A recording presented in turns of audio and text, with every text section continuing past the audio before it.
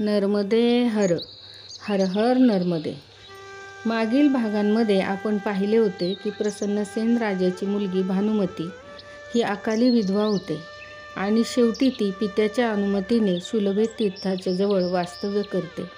त्या ठिकाणी पुण्यकर्म करून शूलभेत तीर्थामध्येच तिच्या आयुष्याचा शेवट ती करते.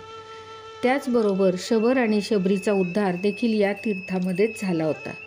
आज आपण या तीर्थाची उत्पत्ती खरी कशी झाली हे पाहणार आहोत. ब्रह्मदेवाचा पुत्र अंधक हा अतिशय उत्तम प्रकारे राज्य करत होता, पण तो गर्विष्ठ आणि मदांध होता. त्याने एक वेळा मनात असे ठरवले की मी महादेवांना कोणत्याही परिस्थितीत प्रसन्न करूनच घेणार आणि त्यांच्याकडून दिव्य वर प्राप्त करून घेणार. म्हणून तो नर्मदेच्या तटावर पोहोचला व अतिशय घोर तप त्याने केले. असे तप केले की त्याच्या मस्तकातून निघणाऱ्या धुरांचे लोट स्वर्ग व कैलासापर्यंत पोचले.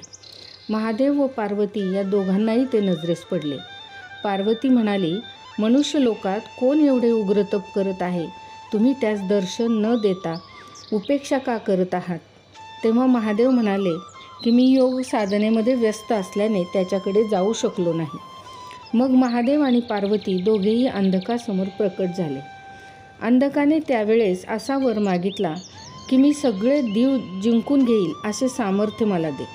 महादेव म्हणाले, तू दुसरा कोणताही वर माग, पण देवांशी युद्ध करण्याचा विचार सोड.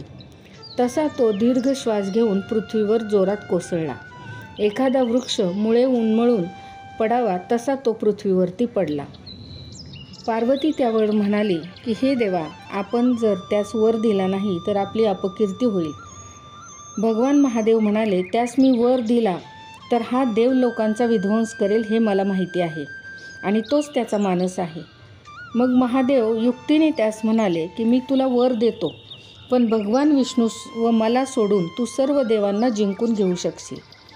आणि मग अमृत सिंचन करताच तो परत स्वस्थ झाला.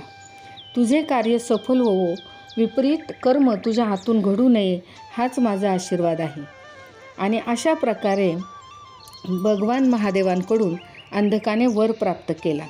पुढे त्याने त्या वराचा कसा उपयोग करून घेतला, विध्वंस केला की लोककल्याण केले हे आपण पुढील भागात पाहूया.